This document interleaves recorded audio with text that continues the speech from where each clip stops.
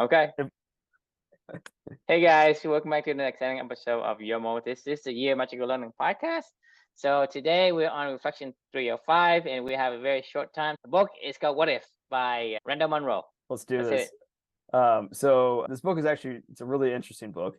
It's What If Serious Scientific Answers to Absurd Hypothetical Questions by Randall Munroe. So this guy runs this like really popular blog, this website so people just ask random questions like, could I cool down Earth by capturing a comet and dropping it into the ocean like an ice cube in a glass of water? So people just come and post like crazy questions. Then he like seriously answers them. He like does a lot of scientific research and goes and investigates stuff and then gives them an actual answer. This is what this book is about. He'll keep answering people's questions. This is multiple pages of this stuff. So this is a book that he compiled of the answers that he would give to people's absurd questions, right? So I'm pretty sure this came from a Ryan Holiday recommendation. I'm pretty sure. I can't remember officially, but I know this book and the next book or I know the next one is, and I'm pretty sure this one is too. So this is from The Obstacle is the Way, carrying over with that, right?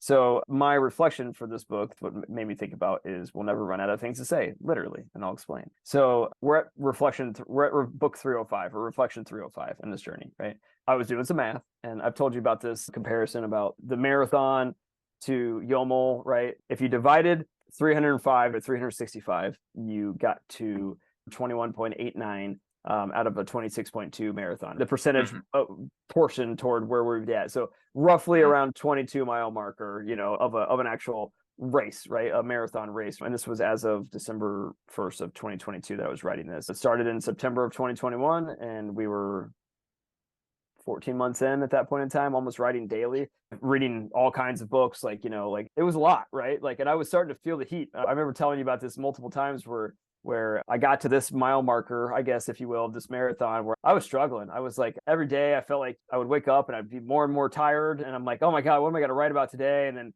I would sit out of the keyboard and I would, try to bang something out. And eventually epiphany would come on and I'd get into the zone and I'd bang out this new reflection. I'd feel like, oh, thank God we got another day. But I was like, what am I going to write about tomorrow? And then the next day. I did this for almost like 18, 19 months straight, or something like that, almost on a daily, because I had so many books to catch up on. So I was able to do this every single day, Monday through Friday, for a really long period of time. And it was tiring. I mean, but I loved it, but it was tiring. Like I was it's like being in an actual marathon. I've never run an actual marathon before, but I have to imagine, I've gotten up to 17 miles and I know how I felt at 17 miles and it felt fucking awful. Like I was just dying to get home. I was like, oh my God, where is my house? My legs were killing me. My head was throbbing. I was just covered in sweat because it was a hot day outside. I was thirsty. I was just miserable by the time that I hit the 17-mile marker. So we're not even talking about 17 miles. We're talking about 22 miles. So I can't even put myself physically in the space of running 22 miles.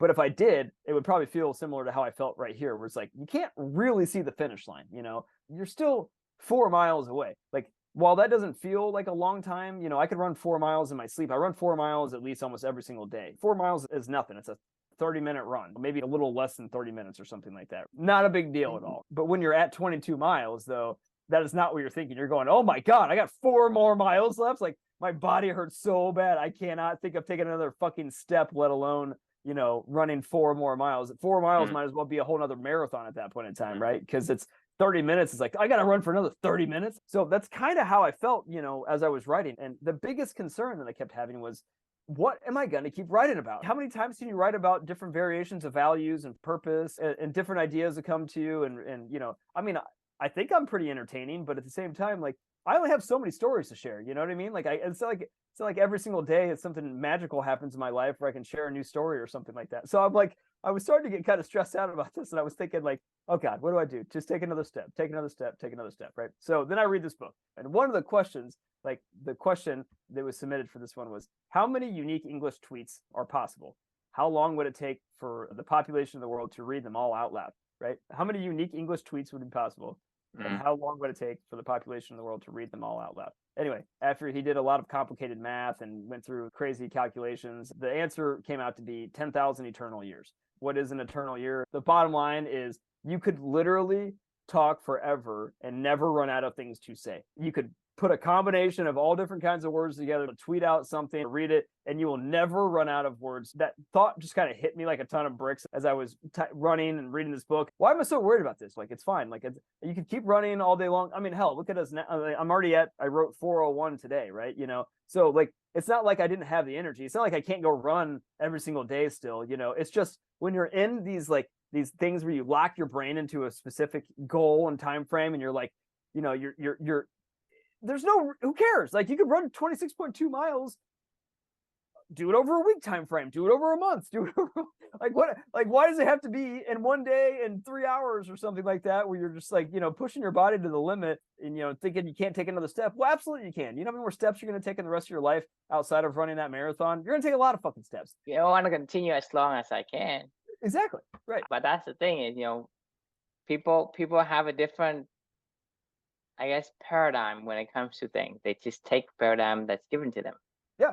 I mean, right. So this gave me a different paradigm when I needed it, of reminding me, like, there's always going to be some reflection that comes to mind. There's always going to be some thought to write about every morning. There's always going to be something to share with other people. As long as you keep learning and taking the right steps and walking the path you want to walk, and, you know, and living for two with your daughter, it'll come. So it was a nice reminder. So anyway, I'll just pause there and get your thoughts. Yeah, so I want to borrow what we talked about yesterday. Is, you know, why do you shave the ends of the turkey before you put it in the oven? That's just because that's how we've been doing it. It is. It is what it is framework. It is what it is paradigm. That's where I say the danger was in. Because when you bring in over this paradigm, who put a gun to your head and say, hey, you have to finish a marathon I did. in 10 minutes? Well, where did that come from? So you put a gun to your head, right? And you say, hey, fuck, I have to go through this thing. I have to do another 4 miles. That's like a whole marathon. My body is aching. My body is killing me. I am not giving my body the rest it needs to regenerate. Right. Force you to do that. No one. I mean, exactly. So why did you do it? No one was forcing me to do this. I was getting value out of it, but there's a certain point where you go past the balance equation, right? And like that, I don't want to say it becomes an eat the frog situation, but it becomes even you can abuse your own values, right? Like, sometimes you can take your values to too big of an extreme. If you like running and for whatever reason that's an activity you enjoy, at a certain point in time that tips, right? You know, and you overdo it's about it, you know? balance, mate. Right. Balance, because the thing is, when you say if I were going to run, right? The amount of energy that I need to exert to make this movement happen, I need to process something else to generate that energy for you to use. You are using more energy faster than I can generate. So my body is struggling to keep up. Right. So that's what causes your body to ache. Because for you, like, let's say, let me ask you this way. If you walk, how long can you walk? Time, right? Because your body is able to say, okay, you need the energy. I can produce it fast enough from the proteins and the carbs and the fat that you have. I can take it and I can regenerate, and I can push glucose to you, so your glucose can be sent to your muscle, and your muscle to pump and for you to make this movement. But you move faster than it can generate, it's going to struggle. And so goes back to what we're saying is balance. Right. You have to have the right balance. So to optimally get the most of your movement, is like, how fast can you generate? I'm going to use that pace. Right. So to me, it's all about balance. Because like I say, if you walk almost forever, right? You walk forever. You can take a rest stop to do, but you walk. That's the reason why in our life we have taken like millions, even billions of steps. For sure. Whenever I've traveled, but we have never felt like we're being pressured or my body hurt or anything, because we're used to it. But you think about somebody. Let's say you take maybe you take a lion and he start walking on two legs. How far can he walk on two legs?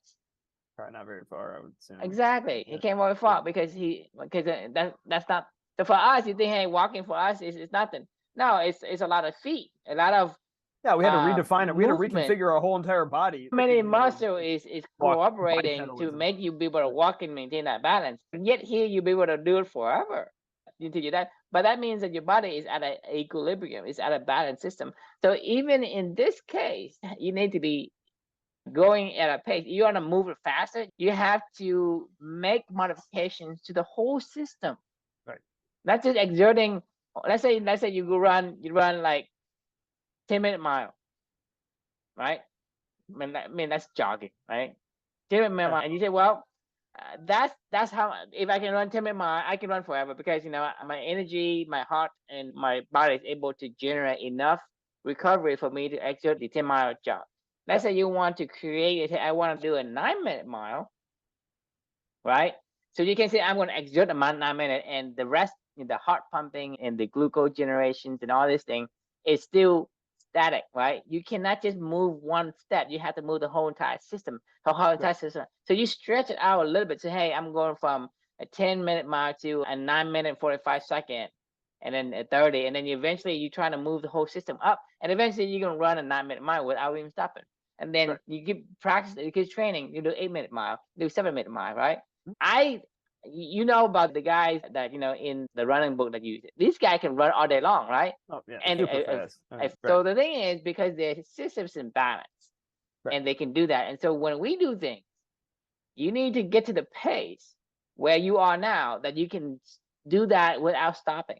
That is always the aim. If you can aim that, so whatever you do, you can do that. You're not struggling. You're not creating misery for yourself. Right? And to me, like I said, you're running, like you're jogging, you're gonna enjoy the jog because hey, I'm jogging and I feel great. I can jog forever. Yes, I'm running at a 20-minute per mile, or even like a 15-minute per mile, or even 12-minute per mile, right? Right. But you say, hey, I can do this forever. So there it's not like fuck, I'm at the marker 20 mile marker or 22-mile marker, and it's like I'm dreading this feeling, right? Like your body. You're hurting. Like, your body is telling So to me, that is an indicator. That's your dashboard indicator tells you, hey, you need to fix something. That something is not too far. Right. You push yourself, like your body, like talk about signal and noise, right? Like those are signals. Like when your hip hurts and you run every day and all of a sudden your hip hurts, your lower back hurts, your head is throbbing, your body's like, stop, man, stop, just stop moving for a little bit, This is what you said. I do weights, right? So for me, it's like when I was younger, I can push myself, push, right? But now that I'm older, when my body says no, I stop. I've learned my lesson because when my body says no and I continue to do it, it say, hey, you're gonna pay for it, and you're gonna pull a muscle, and I'll be out for like 6 fucking months. And I think I got a frozen shoulder for like 3 or 4 years. Yep, the thing is, your body say, hey, okay, it's feeling like you're not supposed to do this, and your body tells you, hey, I stop. For me right now, when I do some kind of exercise, and if I can't do it, I stop because I know my body is telling me the next thing's gonna come. It's something that you don't want, and you're gonna be out of commission for a long, long time, and you're gonna hate that miserable existence between now and then until the recovery. And if you recover, right? Like I say, 3 to 5 years is a long time to live with a frozen shoulder. Yeah, I remember this time during this journey, right? And like the good thing is I was kind of going at a sustainable pace. It was tiring, but like it was a good tiring. I wasn't riding for like 4 hours a day. I was riding for like 45 minutes a day, and I was able to maintain that. I think this was a psychological thing about 365. And I was like, fuck, like it was like looking up at the mountaintop and you're like, God, I still got 60 more of these to do, when I'm at 305. And I'm like, I feel like I was, like I don't know why I even cared. Perspective. It was a perspective issue. I wasn't hurting. Like I wasn't like tired. I didn't not like what I was doing. Like it wasn't like it was like I was running like a mile a day instead of 26.2 miles in one day and not stopping, right? And that's probably a sustainable pace. I was able to do it and do it for, almost, I guess, going on almost September of 2023 now. So it's been 2 years, right? Like, I mean, like it's been 2 full fucking years that I've been writing every single day about Yomo stuff, right? And we're at 401, and that's, for me, like, honestly, like, it's kind of fucking remarkable. Like, I didn't stop when we hit 365. I didn't cross the marathon and go. It seems remarkable to the outsider, but for us, it's not. No, it's not. Like, I mean, it's actually the day after that I finished 365, I went, well, what do I do now? And then I woke up the next morning. I was like, well, I guess I'll just keep riding. You finish the marathon. Say, okay, I went to finish time. Okay, I'll continue. That's the thing is when you put yourself in the right perspective, like, okay, I enjoyed the run. Right. It's like getting to the finish line. That's not it wasn't about a marathon. It wasn't about the marathon. We are conditioned to look for some kind of like artificial and arbitrarily markers or goals of some sort. And to me, that was the incorrect. I mean, the path you take are the same, but it's what you focus on as your goal. It Right. makes a whole difference. Just like we're talking about the stretch zone versus the panic zone. It's both the same, but it depends on your perspective. Are you wanting to do this or you don't want to do this? And it's something with what we're talking about for the obstacle in the way. But the thing is, you're focusing on the obstacle itself versus focusing on what you want. Obstacle is going to be in you, but because you're not Obstacles focusing is just on getting it, in the way. it becomes this opaque thing. Say, hey, something's in the way. You don't pay attention. Right. You see them on your peripheral vision, but you don't really pay attention because you're focusing on the thing you want. So to me, putting yourself in the right perspective make or break Right. the experience of what you want to have, because that brings you either joy or misery. Because sometimes to me, it's like the difference between work and play. It's not the effort. You put you put some effort in. Hey, I have to exert energy to perform certain actions Right. for work, and yet you enjoy the play versus the work. Yeah. So what's Yeah. the difference? It's just perspective. It's just Something I want to perspective. do, Yeah. something I don't want to do. Right. I mean, like pickleball is a good example, or tennis, right? There's certain times when I can go play. I know that I could play if I wanted to. I could play for 8 hours, 10 hours. You probably could never make me stop if I could. But I also know that I hit a certain breaking point almost every single Because time. your Right. body can't keep producing the energy, and your bones and your muscle needs to have some kind of Exactly. resting space You know what it continue. does when it happens when I go past that point? You start breaking things you shouldn't break. It does, but what happens the next day? Like, in my head, I'm going, I want to play pickleball again. But then my But body's day going, won't. my body's going, you're not fucking playing pickleball today. And like, no joke. I mean, this happened on last week. I had that really light week because my team was all at Dreamforce and everything. And they were like, if you don't have anybody to manage and no meetings to go to, because pretty much almost everybody else in my company was at Dreamforce, right? Except for me, because I don't know, I just didn't want to go, I guess. Yeah, whatever. Yeah. So I had a whole lot of free time in the middle of the day. So one of those days I texted a buddy and we went to go play pickleball for like 3.5 hours. We played this guy's a tennis player, and he goes, he was like, do you want to play like, like a full set of tennis, like, as pickleball games and singles? And I was like, sure. But like meaning he wanted to play to the best of first to six, win by two, and like most pickleball matches are like at a robust one is like first, best of 5 games, not like first to 6, win by 2. It's first to 3, win by, 1, you know what I mean? Or something like that. And so he was like, basically he asked me like, do you want to run like a half marathon of pickleball? And I was like, yeah, let's do it, like, and so both of us, like, I beat him 7-5 because he's a good player. So we played 12 games of pickleball, or no, 13. Was it 13? 12.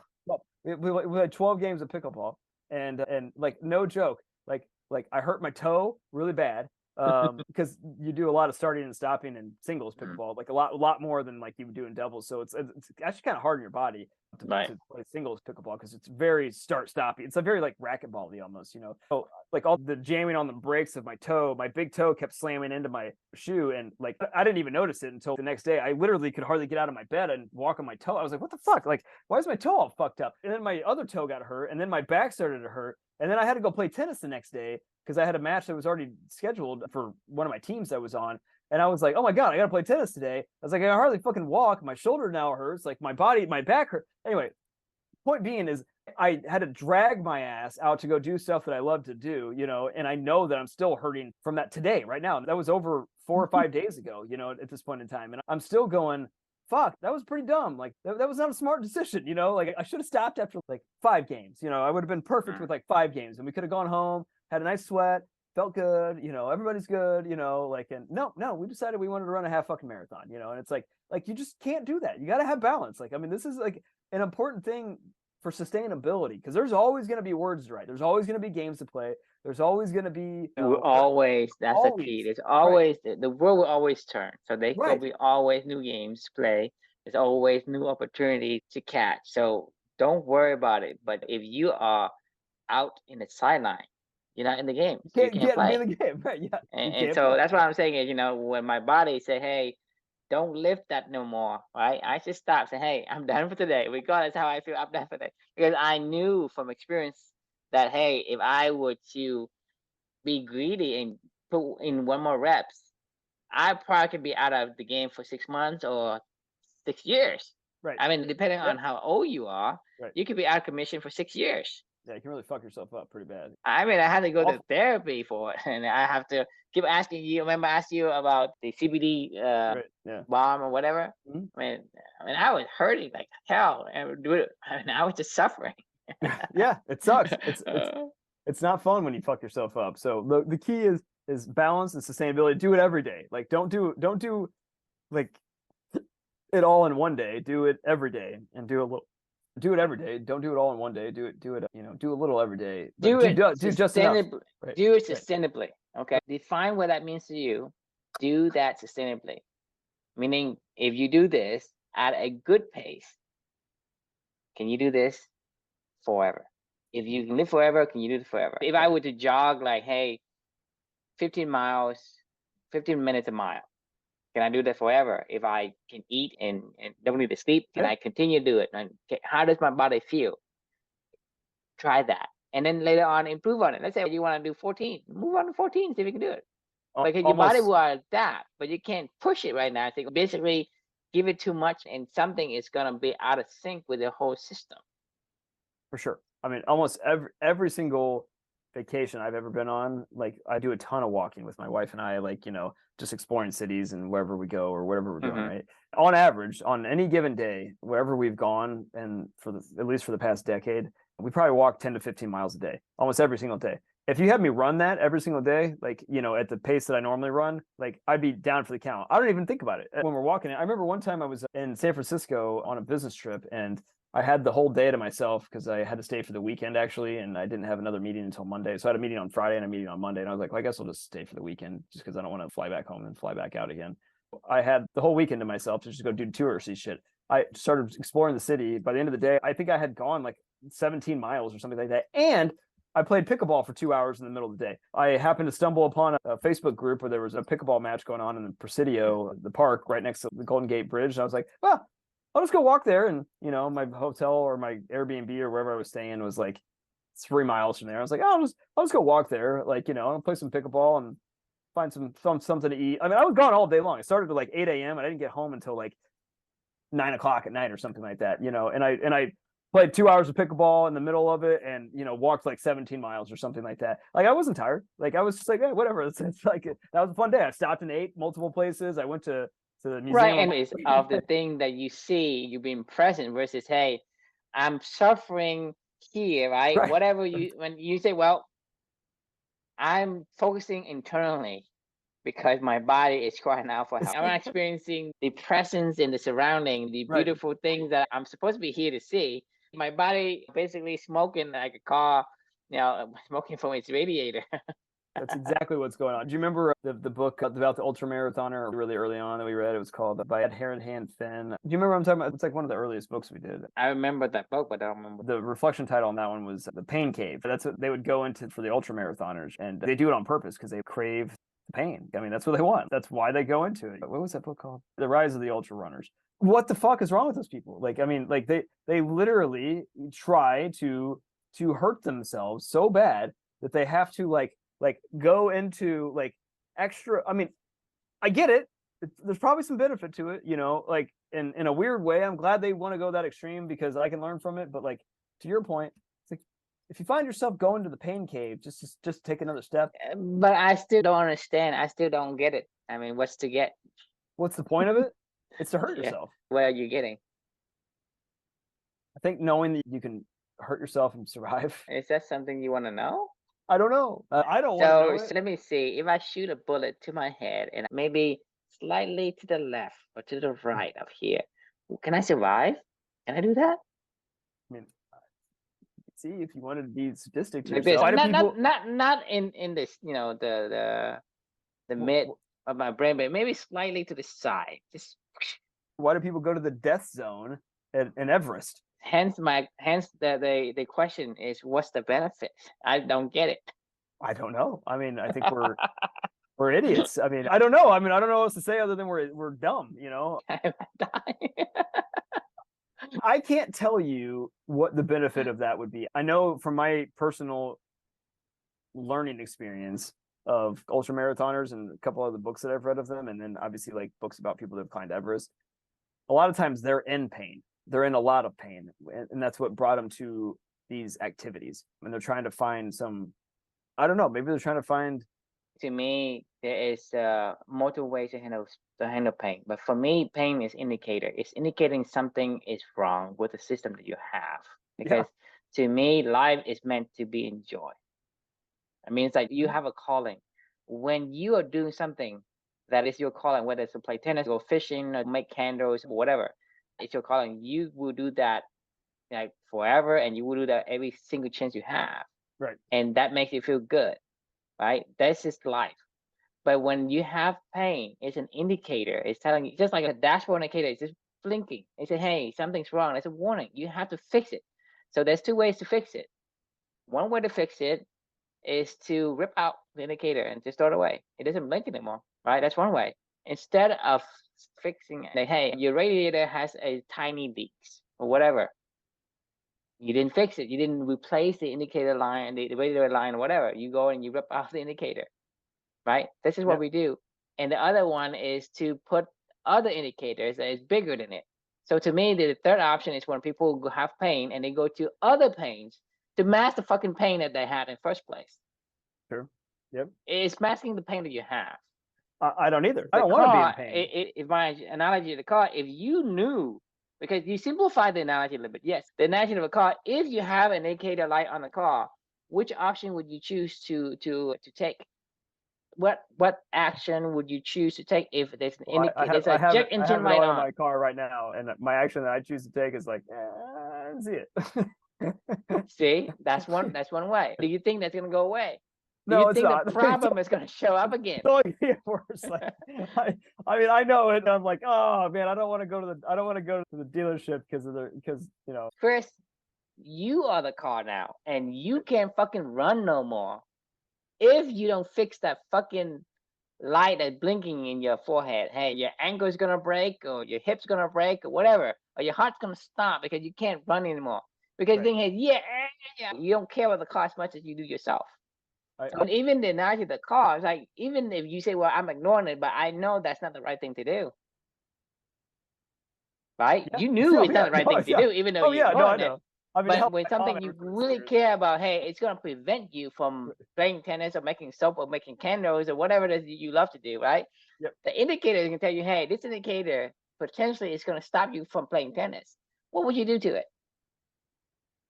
They say, hey, Chris, you need to take this indicator to the doctor, and the indicator is going to basically, give you some solutions so that you can continue to play tennis without worrying that one of these days it's going to break unexpectedly. Right. Changes the paradigm. It does, yeah. No, I mean, it definitely does. I mean, it stopped around this time trying my best to think about 365. And I didn't bring it back into my brain until I got to like 360.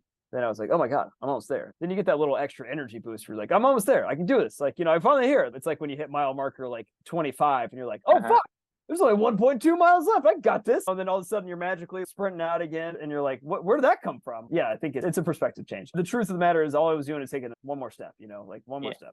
That's why for me, I don't feel any pressure. I didn't feel different the first day we started and the second and today we don't start. Because you keep telling me about 365.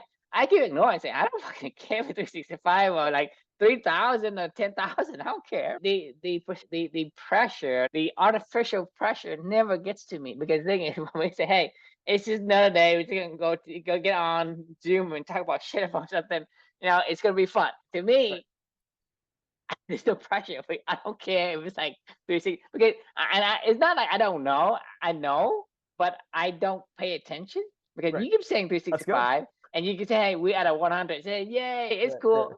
But it doesn't get to me, because as far as I'm concerned, I want to do this until we decided, hey, there's no more. It's not fun anymore.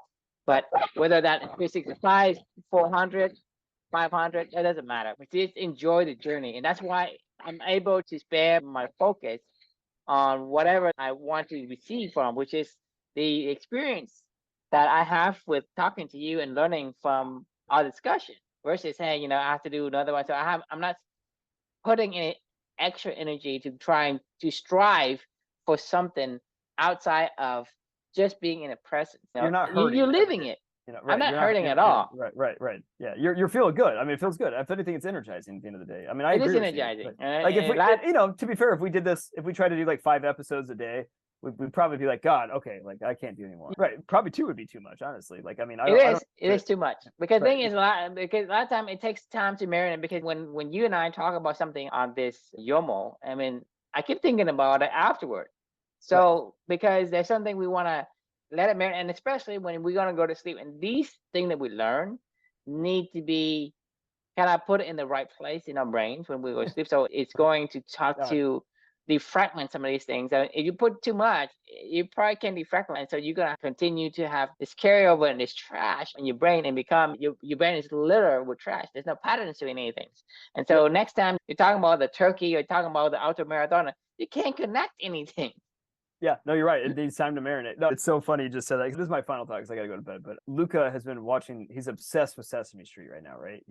Like, I don't know why that is like his jam. We don't really let him watch a lot of TV, but when he does, he watches Sesame Street because he really likes it. I've never really watched Sesame Street since I was probably like a kid myself. I haven't spent a lot of time watching it, but now he wants to watch at least 1 episode a day or something like that. So like now I'm watching Sesame Street all the time, just absorbing it in general. I shit you fucking not. There's like I don't know if you have watched Sesame Street in a long time, but they do the same things of each episodes over and over again. There's a number of the day, there's a letter of the day, there's the, whatever, like song they do. Then there's Elmo's Imagination Room or Elmo's Imagine World or whatever. And then the Cookie Monster cooking, bus with the monster cooking. But anyway, they do basically the same show over and over again, just with different variations and stuff like that. Some of the songs they do, I'm going to bed every night. And no, I literally woke up in the fucking middle of the night going, it's the letter of the day.